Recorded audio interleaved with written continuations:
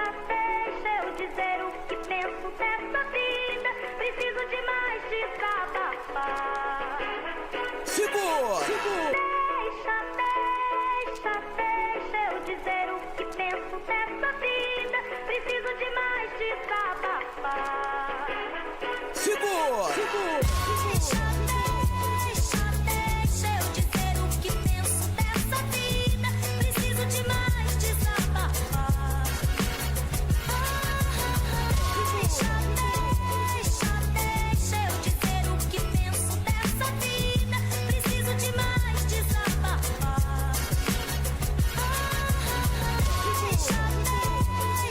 Deixa eu dizer o que penso dessa vida. Preciso de mais desabafar.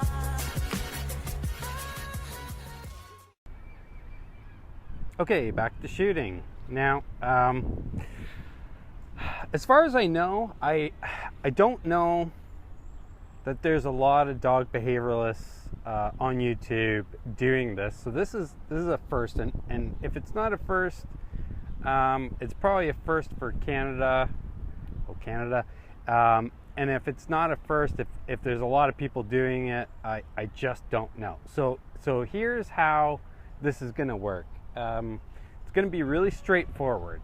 The first thing that you need to do is shoot footage with your phone, with a camera. It doesn't really matter as long as the quality is good. I need to see a lot of detail, and I'm going to be using the footage in the YouTube videos that I edit. So that's important. So don't put any sensitive information in there that you don't want shared on YouTube. There's a disclaimer.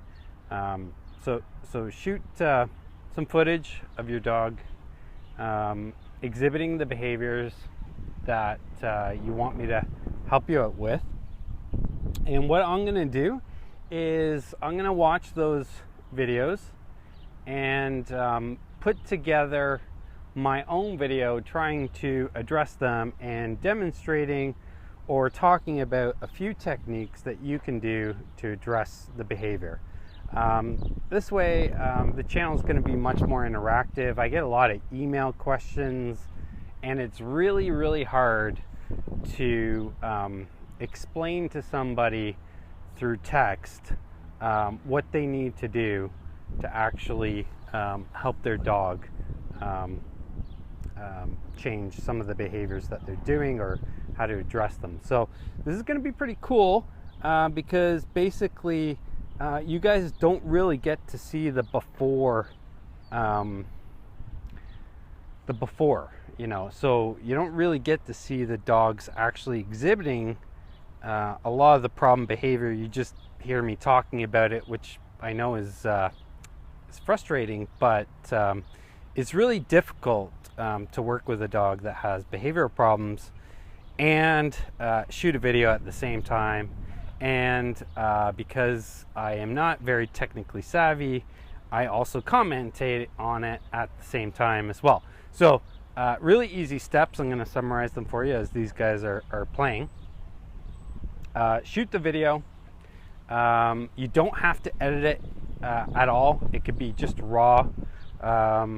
As long as it's high quality and it documents the behavior that your dog is exhibiting, the more footage, the better. And what I'll do is I'll edit the video. So shoot that video. As long as it's under 2 gigabytes, I'm pretty sure that you can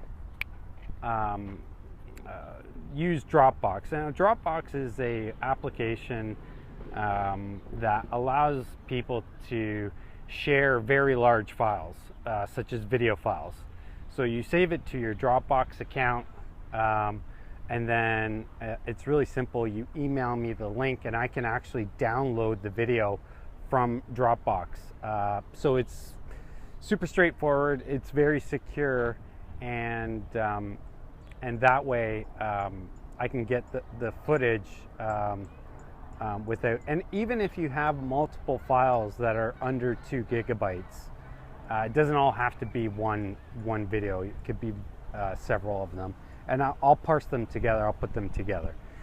So that's the first step, is shooting the video and sharing it. Sharing it is, I guess, the second step. The third step is me taking a look at that video, and I'll put together some recommendations, and I'll do my very best to try and demonstrate some of the techniques involved in addressing your specific issue. The last step is I will edit your raw footage and show the viewers the type of behaviors, and then I'll also shoot my own footage of, okay, this is how you need to deal with it, so on and so forth, so you can get an idea of exactly some of the techniques that you can use to address some of the problems on your own. Again, this is not the be-all and end-all. This is not the ideal. However, it is harnessing the power of YouTube and social media and the greater community out there to help each other. So, you know, my goal in life, I do this for a hobby. You know, I have a professional career in human resources. I just do this on the side. But my goal with the dog whispering stuff is just to help as many dogs as possible. And this way, I mean, if you're not in Toronto, Ontario, Canada, you can get some help if you don't have a local dog behavioralist, or if you just can't afford it, because you know, it can be quite expensive. But you know, when you're talking about the health and welfare of your dog, you know, it's a great investment, and it's something, you know, that you know, I wouldn't hesitate to do, but you know, that's me. So I think this is going to be really cool. The last thing, you know, if you really want to get into it, is shooting some video of, you know, you trying out some of the techniques and seeing if it worked, and seeing some of the after effects, if the techniques worked. And you know, and if they don't, it's not a problem. Again, they're not meant to replace professional one-on-one help, but at the same time, it's better than nothing. And I think it'll be a cool interactive idea. Just give me one sec, because there's another dog coming into the park. Hey, come on. Come here. Sit down.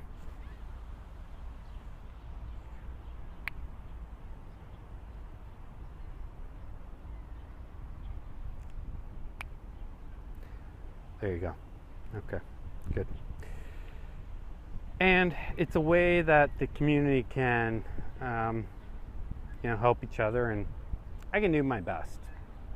It'll be much more specific, it'll be much more bespoke, and odds are, if you're having problems in a certain area, then other people will be experiencing the same thing. Ken's. Okay, so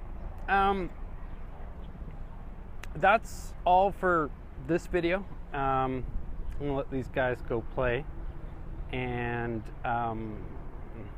while I'm here, I guess I'll address that that one thing with the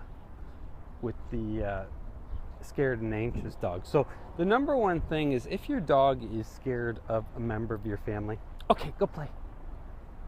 The best thing for them to do is a couple really big things. The first thing, which is, if you're only going to use one technique, it's definitely 100% walking the dog. That's how dogs build relationships with each other and with people. So if your dog is afraid of, you know, your husband, for example, in Samantha's case, you know, I definitely recommend taking the dog for a walk and having the husband actually walk the dog. Once that relationship starts to build, and it'll take a little bit of time, it doesn't happen instantaneously, then you can start actually including that person in the feeding ritual. Dogs will not eat from somebody that they're afraid of. So it's really important that you don't start with the food, but it's much more important that you start with the walks and then graduate to the food, because if you try to feed a dog and they don't take the food from you, you're actually going to lose ground. You'll actually make things worse. So that's my advice to Samantha. Hopefully that helps a little bit. I'm really excited. I'd love to hear back from anybody who's looking for a bit of help with their dog. If you don't need any help yourself and you know somebody whose dog is exhibiting some behaviors that they'd like to address, then send them a link to this video. I will put my email address and a text kind of summary of what I just discussed, and then send it to them and see if this idea is going to work. I don't know if it's going to work or not, but there's only one way to find out, and that's to try it. Till next time, thanks for watching. And what do we say, Mose? Hey? What do we say at the end of our videos? Hey, Mose? If you love your dog, take them for a walk. Take care.